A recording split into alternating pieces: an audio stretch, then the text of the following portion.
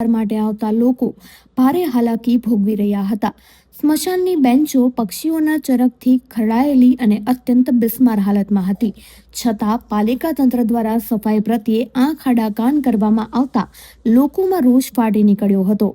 આ સ્થિતિને ધ્યાને લઈ માણાવદર બજરંગ દળના કાર્યકર્તાઓએ સેવાનું બીડું ઝડપ્યું છે।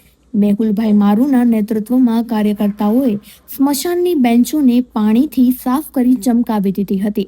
સાથે જ આગામી ચોમાસાને ધ્યાનમાં રાખી લાકડાઓને સુરક્ષિત રીતે ગોડાઉનમાં ખસેડ્યા હતા। પાલિકાની નિષ્ક્રિયતા વચ્ચે બજરંગ દળના આ સેવાભાવી કાર્યની નગરજનો દ્વારા પ્રશંસા કરવામાં આવી રહી છે। માણાવદર સ્મશાન ગૃહમાં અત્યારે એકદમ ગંદકી ફેલાઈ ગયેલી છે। લોકો સ્મશાન યાત્રા લઈને આવે તો ડાગુને બેસવા માટે પણ બેન્ચ આખી બગલાના ચરકથી ભરાઈ ગયેલી છે। અહીં કોઈ જાતની કાંઈ સાફ સફાઈ છે નહીં, એકદમ ગંદકી છે। તો બજરંગ દળને સેવાનો ભાવ આવેલ છે, તો બજરંગ દળના કાર્યકર્તાએ બધાએ સાથે મળી અને એક સેવાનું સફાઈ અભિયાન ઉપાડ્યું છે।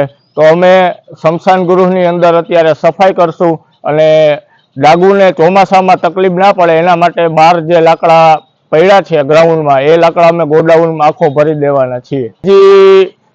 પહેલી તો સફાઈની કામગીરી, બીજી આખો ગોડાઉન લાકડાનો ભરવાનો છે અને ત્રીજી કામગીરી બેન્ચો એકદમ બગલાના ચરકથી ને ગંદકી, આમ શ્વાસ નથી લેવાતો એવું અહીંયા ગંધાય છે।